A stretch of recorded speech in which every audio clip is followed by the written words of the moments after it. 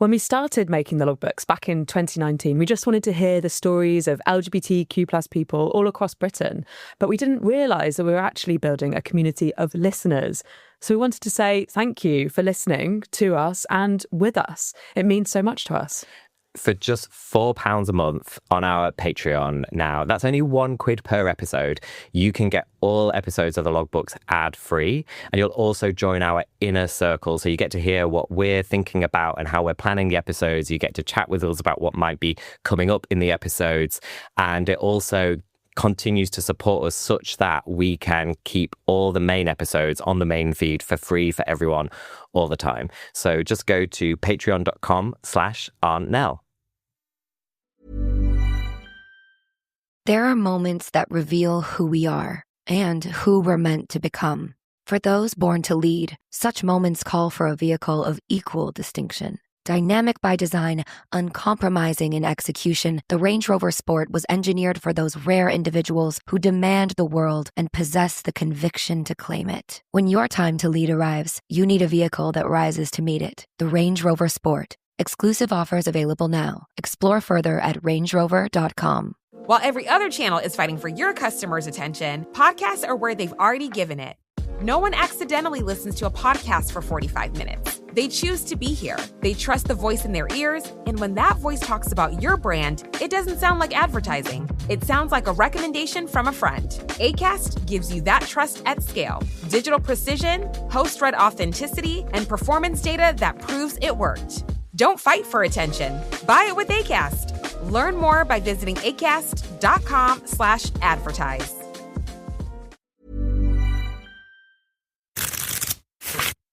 Oh, no. I've got a bit of a goldfish fact for you today. Okay, great. I'm ready. How big do you think the largest goldfish was on record? Oh, I don't know, like 20 centimetres? That'd be quite big for a goldfish, wouldn't it? What about weight? In weight? Yeah. I don't know, like 200 grams? 30 kilograms, which is 67 pounds, which is like the average weight of a 10-year-old. No, that's a whale. No, it is a goldfish. Gold and whale. Its name was the carrot.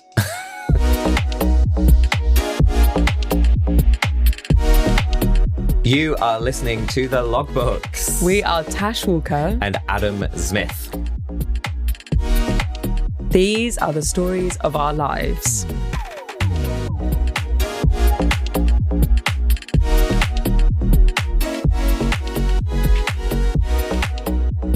Adam, what's the story?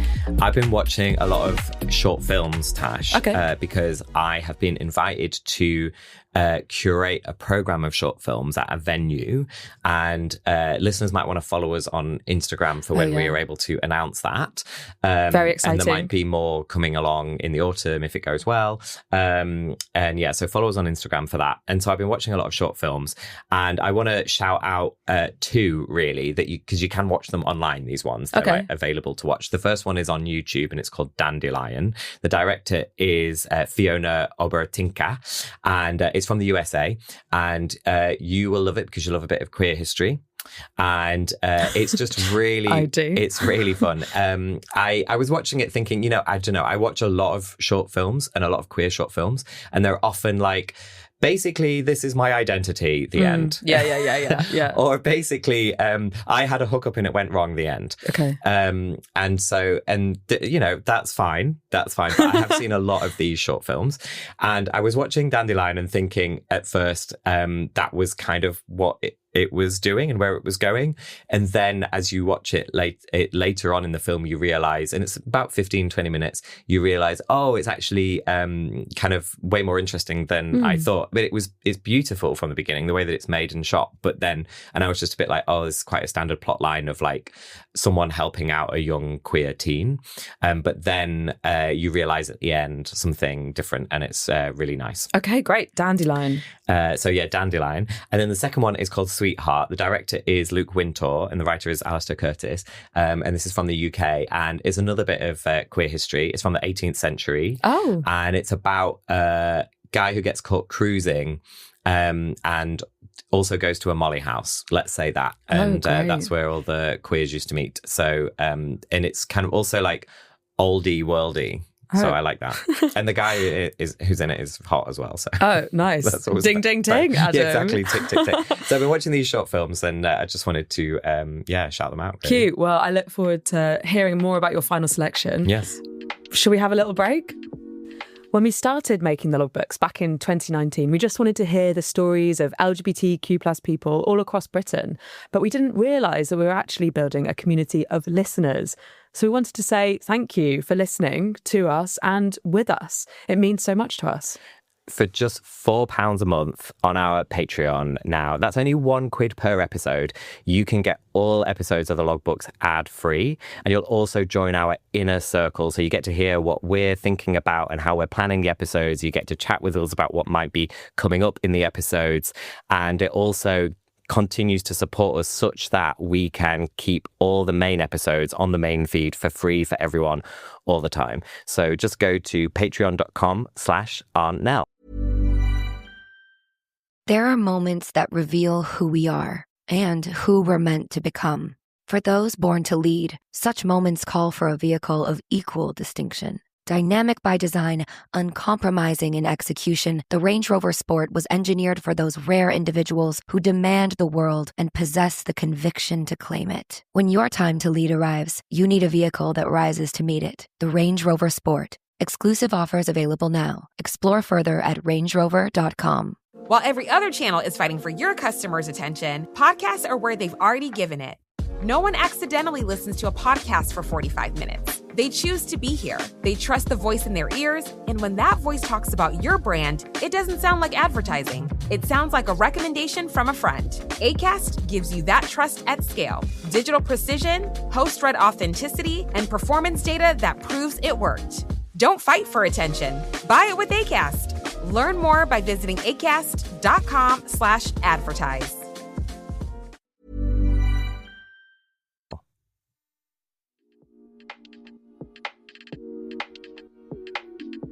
Right, what are we sharing with the gorgeous listeners of the logbooks this week, Tash? Yes, excellent question. Lucky listeners.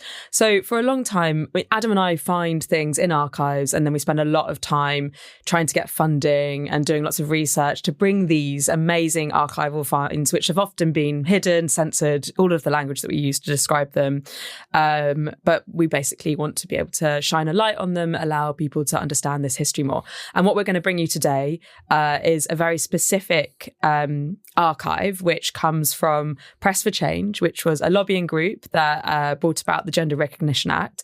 And this amazing archive holds a series of letters. Now, this group was one of the more visible and prominent trans groups throughout the 90s and early noughties. So even though it was a lobbying group, lots of people reached out to it to write to them to say, you've got my support, or this is happening to me, what can I do? Mm-hmm. And so it has this really amazing letter archive. And we've been trying to get funding to make a bigger podcast series and project around it for a long, long time. And that funding has been rejected time and time again. So what we're going to play you today is the one piece of funding we have managed to get to make this amazing little piece that really is only the tip of the iceberg of what we really could create with this incredible archive. So if anyone out there wants to help support us in being able to build this project and this podcast, this dream podcast that we want to make around trans stories, trans lives, then we are literally all ears. But for now, it was actually a year ago that we released this. It's called The Sound of Trans Freedom, and it is a sound art piece made in collaboration with LSE Libraries, that's the Hall Carpenter Archives who hold the archive, and an engagement grant from the National Archives. So it was amazing for us to get this. And what we did is we brought together 4 trans sound artists, Jesse Lawson, Kamari Romeo, Naafi, and Imogen Sayers. And they each responded to a number of letters that we gave them from the archive, from the Press for Change archive. Just a bit of context, it started in 1992.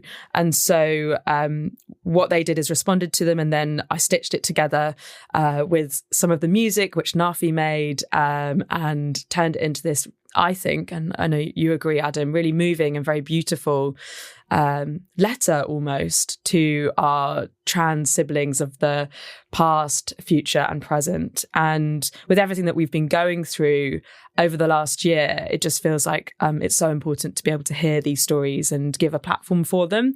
And when we were making this, and I go into it, you'll hear about this in a second, the Supreme Court ruling happened as well, and everything that's happened since then, a year on, does feel incredibly complex. It's a heavy time to be alive right now, especially if you are trans and gender non-conforming.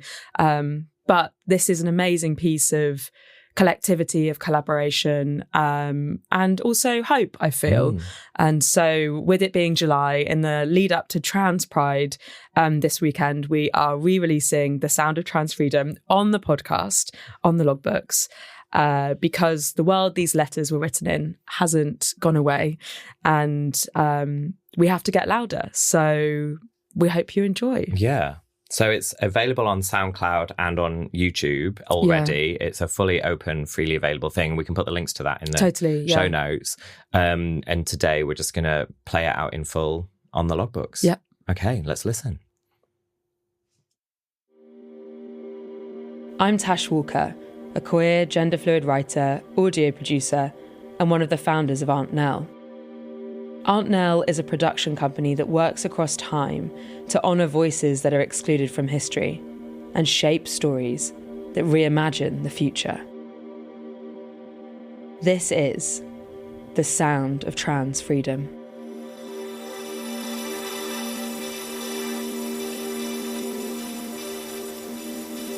It was September 2021, and an email popped into my inbox from a Stephen Whittle. I did a bit of a double take because I had read so much about this person. I have been supporting and working with the trans community from 1974. I was very involved in Press for Change and the various cases that brought about the Gender Recognition Act in 2004 and our inclusion in the Equality Act 2010. I have been researching our history as a sideline to my legal work for 30 years now. I wonder if we could work towards getting some of these stories told. Stephen Whittle. I was intrigued. What were these stories? As an audio producer, how might I tell them? Stephen was one of the people who had founded Press for Change on the 27th of February 1992. It was a UK-based campaign group focusing on the rights and treatment of trans people.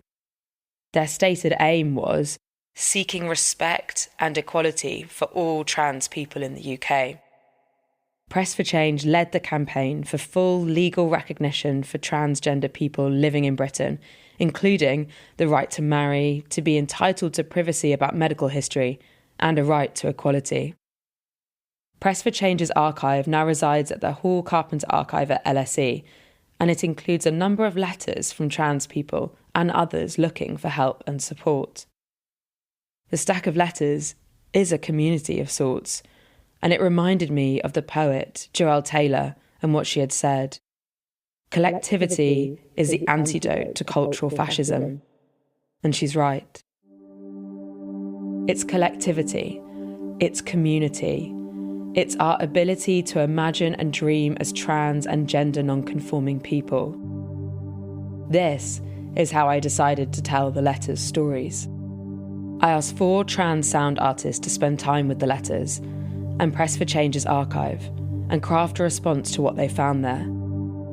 What came back included music, creative documentary features, and a series of new letters from trans people that mirror many of the letters from the archive.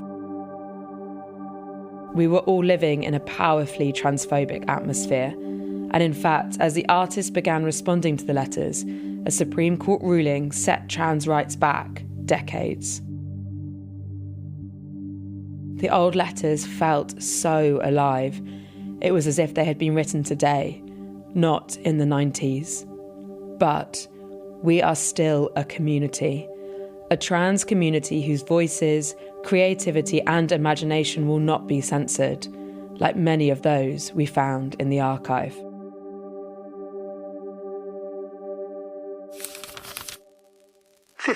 January 1996. I recently received information about the Press for Change organisation and about a bill that is to be brought before Parliament, intended to give all transsexual people legal recognition in their new gender roles.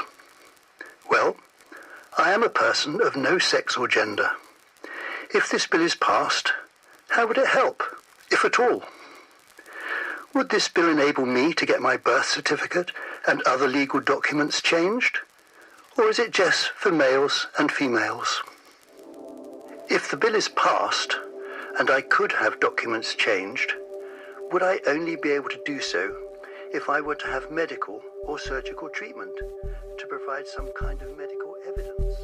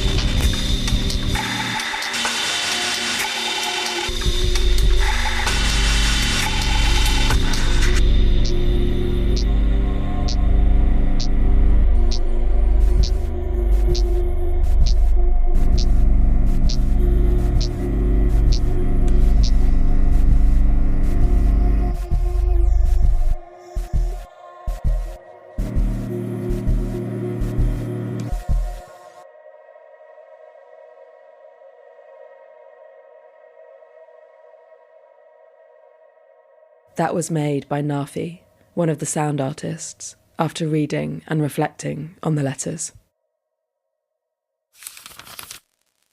24th of April, 1999. I have gender dysphoria and have been waiting for almost 2 years for funding from my local health authority. I realise that these things take time, but I was not aware at first that some authorities refuse to pay for this kind of treatment. My doctor referred me in June 97, and he agreed to refer me to Charing Cross Hospital. I waited to put me through to the mental health unit, and so I was back where I started. They keep telling me to wait, but it's not that easy. Could you please tell me if there is anyone I could contact who may be able to give me any information? I realise that I am going to have to wait, but I just want to know that the authority will grant such an application and that I am not waiting for nothing. I want to get on with my life, but I have hit a brick wall and I need help to get over it. I hope that you can help me in some way. When I first started reading the letters, I think I anticipated, I don't know what I anticipated. I was excited and curious to read them. My name's Kamari Romeo, and my pronouns are he, him, and I am one of the selected commissioned artists for this project. As I got to the end of them, I realised I felt a little bit sad because I just felt like actually nothing much has changed. A lot of the things I read within the letters are still echoed today, so I felt a moment of sadness, but I wanted to find a way to kind of not necessarily feed into another negative narrative on trans people or trans lives, but find maybe some way to kind of subvert the narrative or give it some sort of power. I think my approach to creating art and conversations has shifted over the years, and I think I'm now at a place for people to take and interpret what is most useful, valuable within that work and find something within it that's more meaningful to them. It's often said that everyone has a naughty nurse fantasy at some point in their life. We feel vulnerable in that waiting room, nervous. Then along comes a caregiver. Maybe they're stern and cold. Maybe they're warm and comforting. What's not to love?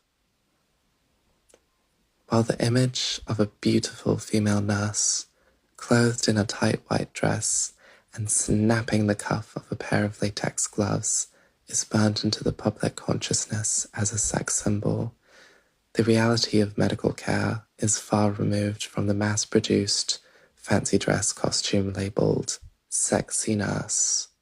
I will be performing your medical examination today. This will be part of the appeal process for renewing your HRT prescription. I'm just going to get a few details from you first. That's your birth name, isn't it? Am I pronouncing that correctly? Good. I will have to use it for the remainder of the exam. This is just in accordance with the amended Identity Act. I will also need to verify your sex marker on your birth certificate. That's the letter M, correct? Lovely. Right. I'm going to ask you to strip down and put your clothes in the area we've designated. Yes, socks as well. Everything off. My assistant is just here to take notes, all right? Open your mouth. Most people are scared of going to the doctors, but for many transgender people that want to medically transition, the idea of having needles stuck into our skin and being cut open on a sterile surgical table represents hope. My medical fantasy is a world in which my access to healthcare is a protected human right. 24th of February 1996. Dear Sirs, I am a 27-year-old male to female transsexual. However, I am neither of them. My discharge recommendation stated that I was medically unfit for further service. I can't see that because of my being transsexual, I would be unfit to carry out my normal duties. I have in the past approached a solicitor who said that HM forces are a funny animal. I would have to go to the European Court of Human Rights just to begin any unfair dismissal claims. That would cost me a lot of money. As I was, and still am, without employment, I could not afford to pay. I still, because of my medical discharge, am finding it hard to obtain employment. In addition, I do believe that there is also some discrimination towards me due to my gender and aspirations. I hope you may be able to advise me of my rights, if any, in this matter, as I am at the end of my tether. I'm Tom Sayers, my pronouns are she, her, or they, them, and I reflected on the letters about employment. Good evening. I'm Nancy Angeroni. I'm Gordine McKenzie. And this is Gender Talk. I do my job. I love my job. I love getting up in the morning and going to work, and I'm sure that if we took a poll, there wouldn't be too many people who could say that. Yeah. But the fact is that that's my purpose. I had to take care of myself in my life. I had to do this. When I told the superintendent it's life and death, it was that. It's very simple. I attempted suicide, several years ago, twice. I said to him, if I cannot make this change, I said, then I will no longer be living. I said, instead of spending the money on the surgery, we'll be spending money on a funeral. Yeah. And it wasn't dramatics. It wasn't anything else but the truth, because I had it. I could not live with myself anymore. Nobody asked to work for a life of labouring to cover the cost of life on Earth. Why then is it so difficult for trans people to just participate in work? It's so unpredictable. It's 1 minute, you're not a faggot, are you? And then the next, it's...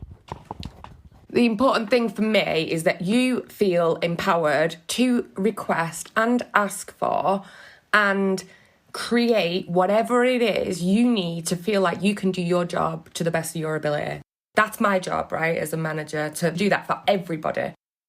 So long as you feel empowered enough to do that and in a safe enough space, in any capacity, in any regard whatsoever, you know that door is open and I will do what I can to facilitate. I'm not a mind reader and I don't want to presume. I think that's the worst part. In my view, that creates a barrier to entry.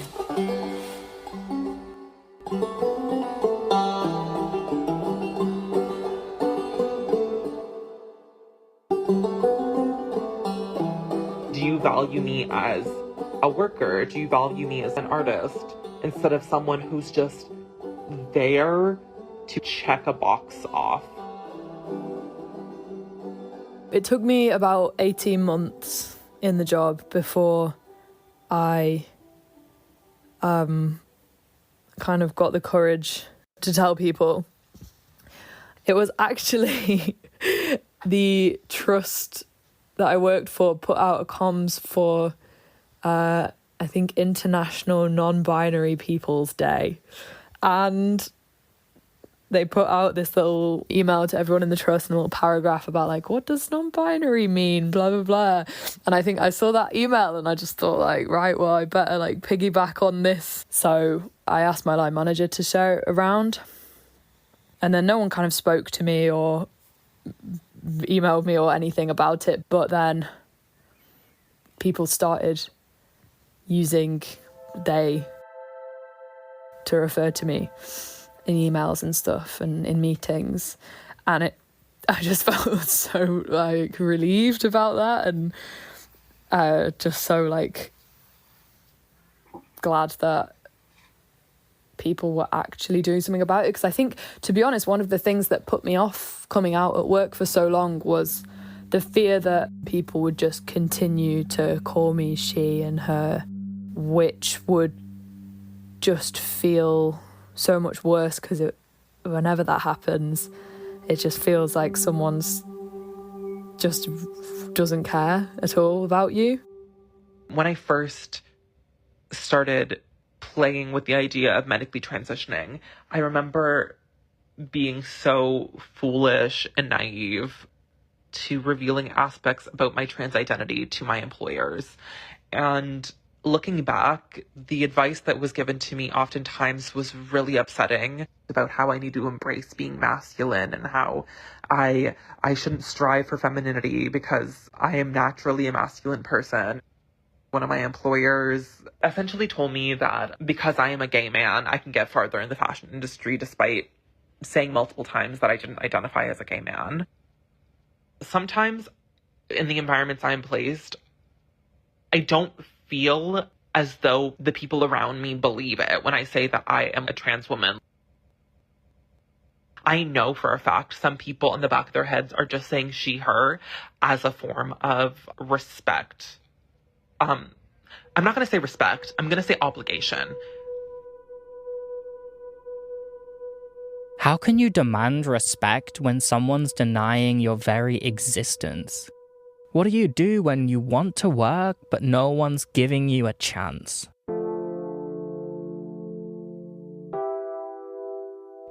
I can't afford to ask for people to respect me more or to draw attention to microaggressions in spaces like that because I am someone who needs to pay rent.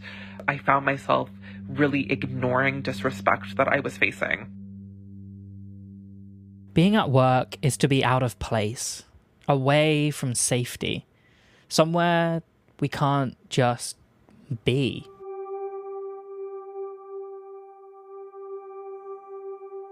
Second day I went in, I was asked to go into the office with the director, and she told me that someone told them that I was not a biological man, that I was in transition to be a man, and that I was fired. She went on hearsay. She didn't even ask me anything about it. She just said that someone told them. And then she asked me about it after the fact, and I told her I'm a man. My documents prove that I'm a man. My driver's license, my birth certificate, Social Security. Well, I've always been a man from little bitty boy. Growing up, I always felt like a man as long as I've been in existence. Many of us, like myself, are just everyday working people who have come to a place in their lives where the incongruities of living life as one sex, while everything else inside is screaming the opposite, can simply no longer be tolerated or accepted. The existing official system then forces us to find ways around it and to announce ourselves to the world in our own way, in spite of the roadblocks placed in our path by a system that is supposedly there to help us. No matter who says so, I know I am female, and I am not going away.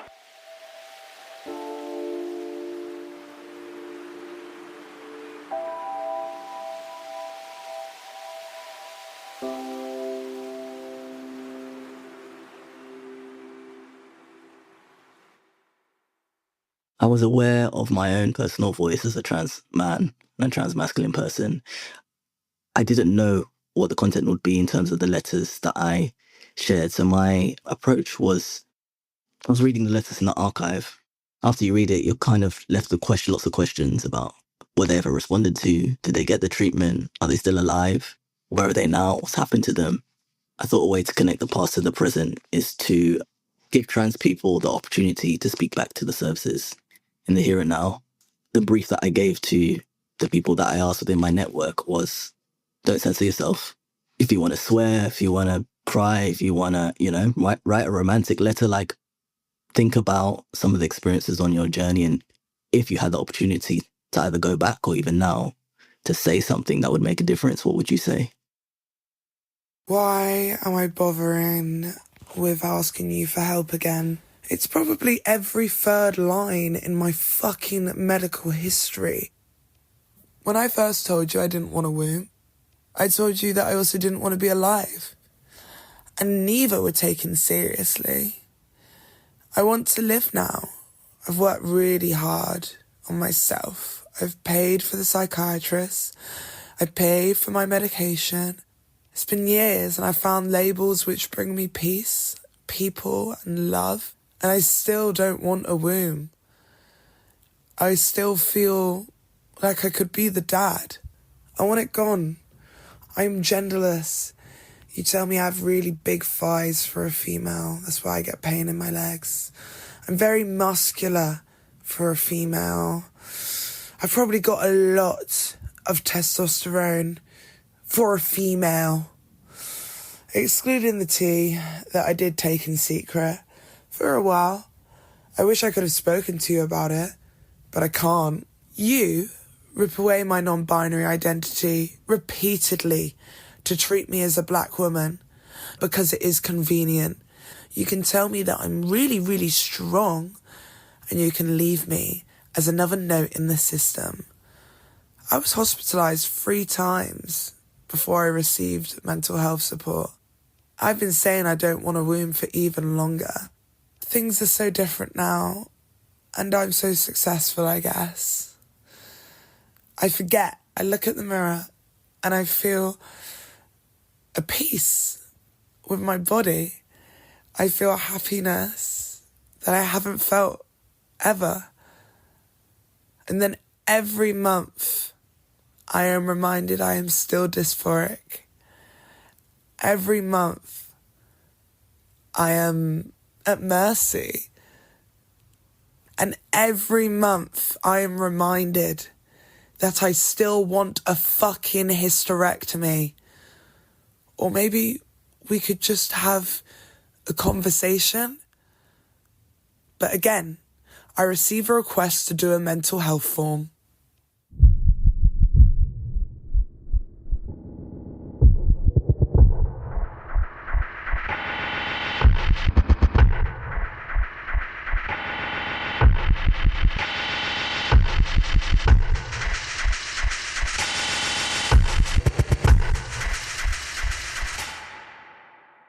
I wish trans healthcare was treated as seriously as any other medical condition. Although, to be honest, there are many conditions not treated with the appropriate severity that they need. I wish you talked about it more, taught it in schools as a normal variation of puberty. I wish you treated medical transition with delicacy. That staff didn't scoff at trans patients inquiring about their treatments. That they weren't so quick to make us say and repeat our dead names like it should be nothing. That we were treated with the sensitivity that we deserve. I guess I wish you saw us as deserving of care, of being believed, of being listened to, of being treated as human beings, and not deranged aliens sometimes. Yours truly, Angel. The narratives around trans lives often happen in isolation, and we forget these are people's daughters, sons, siblings, friends, lovers, teachers. Trans people, we participate in society. I am Jesse Lawson, and I use he and they pronouns. I was reflecting on letters on the theme of family, and something that the letters made me think about was how something that makes you a good parent is really knowing yourself, and that's something that you kind of have to do when you come out as trans, is really think about who you are and what you want and how to communicate that to people. And it was beautiful and inspiring, and at times heartbreaking to read the care and effort and thought put in by the trans parents and parents of trans kids. And the letters that I read helped me think about how I want to do family making.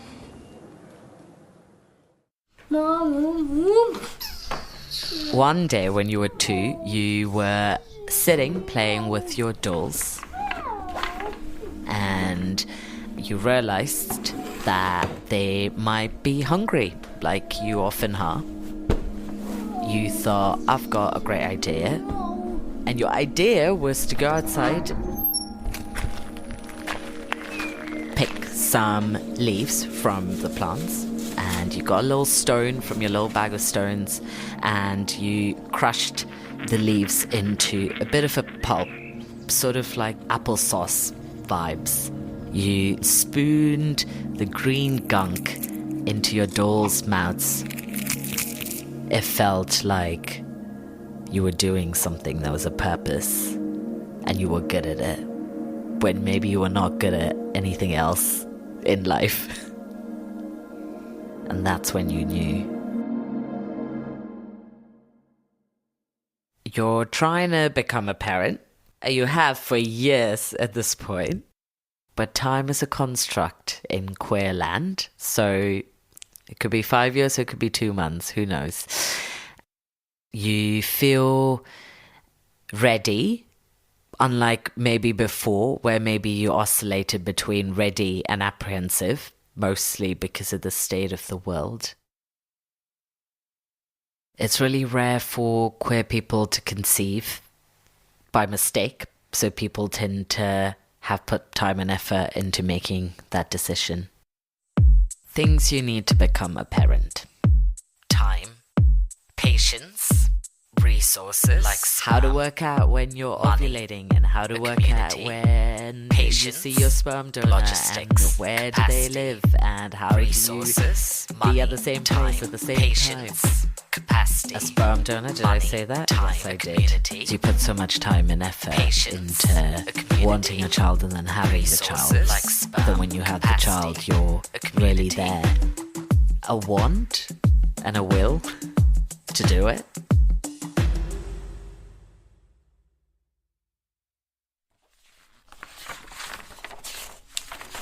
February 21st, 2004. Dear Sir, I am writing in support of your attitude towards transsexual people. As the mother of a son who has now become a woman, I know just what difference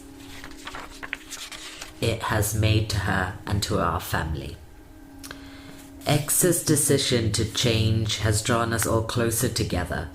We talk more and are more understanding towards each other.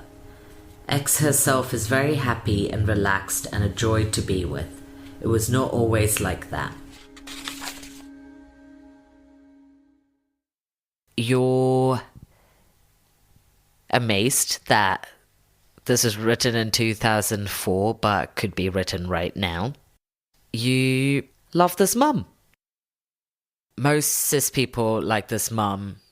Their instincts are to love and accept you and to respect you as human beings.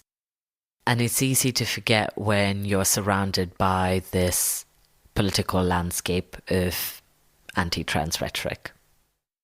7th of January 1997. Dear Sir, Madam, I came across your advert, which was Cross-Stock issue 31, and I was wondering if I could be sent some information and possibly your support, as I am due in B High Court on the 20th and 21st of February 1998.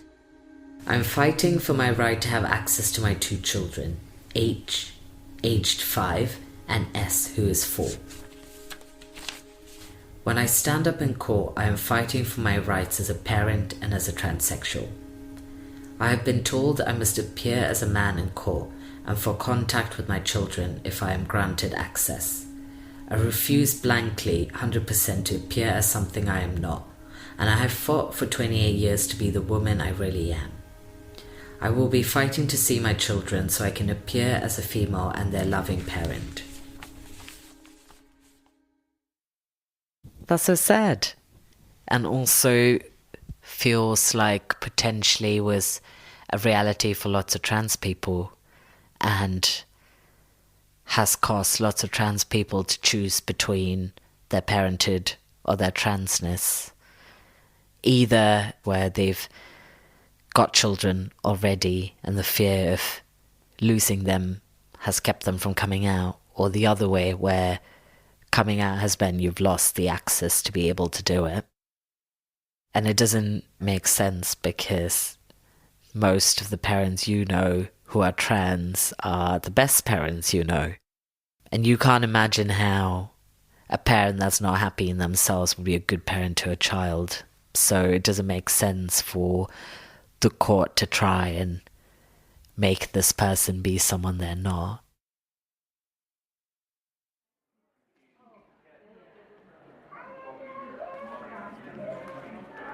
You're not sure, but you think that maybe the trans people who've written these letters in the 90s were by themselves and not in community with other trans people, might not have known many other or any other trans people. And that is quite a massive difference to your own life as a trans person now. Having a community of trans people around you, it might not give you more access to healthcare, or it might not give you more access to laws that protect you, but it does give you more access to information and to support and to underground ways of doing things that only you and the people around you might know how to do, or how to work through loopholes that no one else is going to help you do. And you can't imagine being by yourself trying to work that out.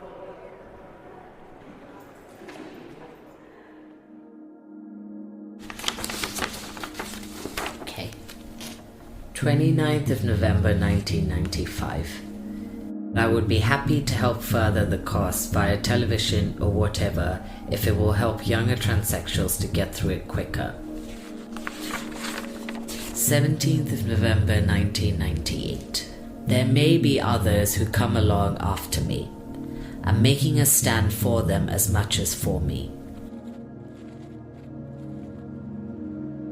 You're struck by how so many of these trans people were doing things that maybe they didn't want to do in order to make the lives of the next generation of trans people better. And you are the next generation of trans person. And you feel thankful because in many ways things have been potentially easier for you and the trans people around you in some ways. But you're also motivated to do the same for the next generation of trans people who potentially don't have to deal with the things that you're dealing with. And in many ways, maybe that is trans culture, where you just want life to be better for younger trans people than it was for you. Things happen incrementally and progress isn't linear, and it goes back and forth, and things might get better again and then worse again in 30 years' time, much like it has now. And maybe you'll write a letter that another trans person will find in 30 years' time and will read it and go, that sounds like now. But hopefully not. Hopefully they read it and go, wow, it's so much better now.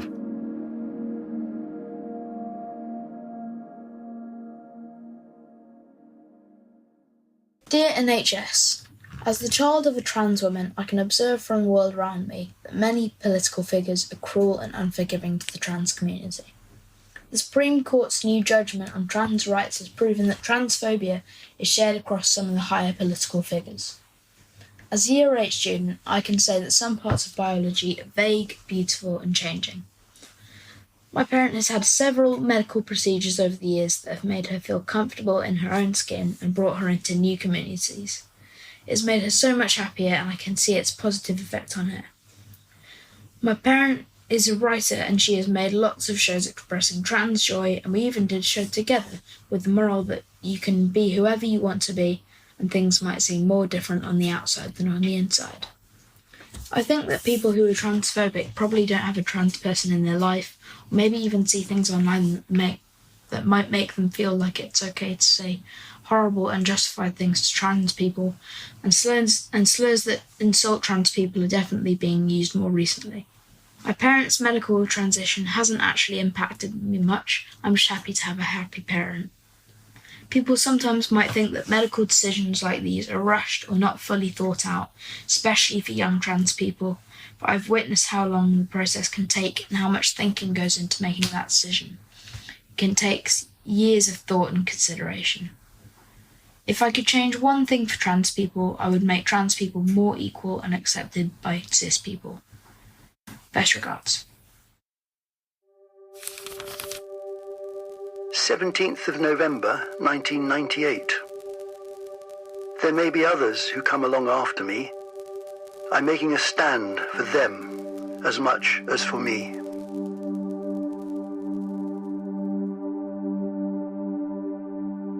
Imagine a world that the letter writers should have lived in, that we should have grown up in, that we are still fighting for today. A world that holds us all close in community. A world that will allow all trans and gender non-conforming people to not just survive, but to thrive.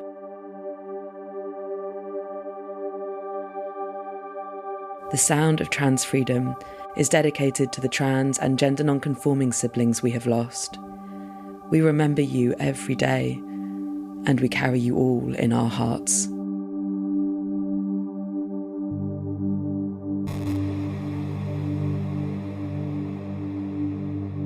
Thanks to all the contributors who gave their voices, thoughts and feelings to the pieces.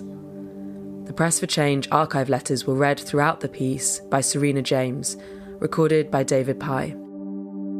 The featured artists were Naafi, Kamari Romeo, Tom Sayers, Jesse Lawson. Archival audio courtesy of Gender Talk, a radio show speaking the language of gender created by Nancy Nangaroni, originally broadcast on WMBR Cambridge and Boston, USA. Find them at gendertalk.com. And Out FM, a multiracial, progressive LGBTQ+ public affairs and culture show on WBAI New York, USA. And you can listen to their extensive archive at outfm.org. The Sound of Trans Freedom was compiled and mixed by Arlie Adlington, produced by Tash Walker, and the executive producers for Aunt Nell were Tash Walker and Adam Smith. Special thanks to Stephen Whittle, Press for Change, the National Archives, and the Hall Carpenter Archives at LSE.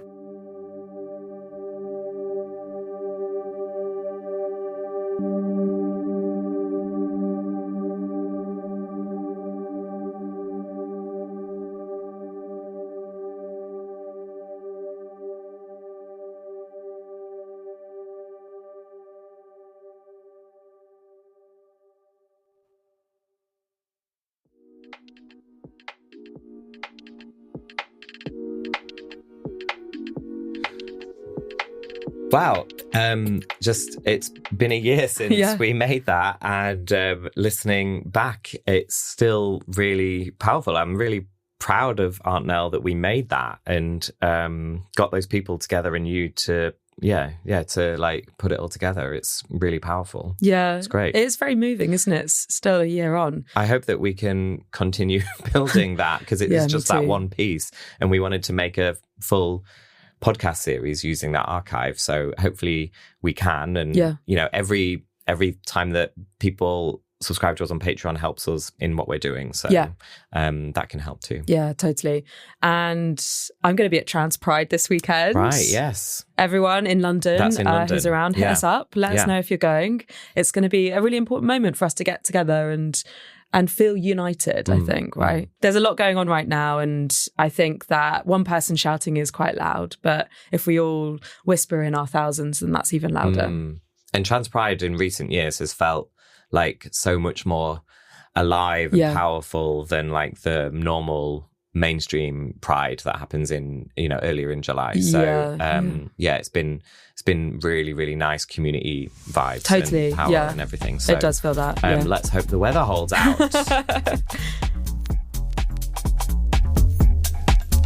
The Logbooks is an Aunt Nell production. It is hosted and produced by Tash Walker and Adam Smith. The assistant producer is Mia Campbell. Music from Soundstripe. Original artwork by Natalie Doto. With thanks to the Dreamboats at Acast.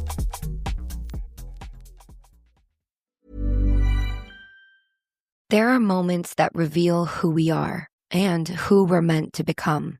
For those born to lead, such moments call for a vehicle of equal distinction. Dynamic by design, uncompromising in execution, the Range Rover Sport was engineered for those rare individuals who demand the world and possess the conviction to claim it. When your time to lead arrives, you need a vehicle that rises to meet it. The Range Rover Sport. Exclusive offers available now. Explore further at rangerover.com. While every other channel is fighting for your customers' attention, podcasts are where they've already given it. No one accidentally listens to a podcast for 45 minutes. They choose to be here. They trust the voice in their ears, and when that voice talks about your brand, it doesn't sound like advertising. It sounds like a recommendation from a friend. Acast gives you that trust at scale. Digital precision, host-read authenticity, and performance data that proves it worked. Don't fight for attention. Buy it with Acast. Learn more by visiting acast.com/advertise.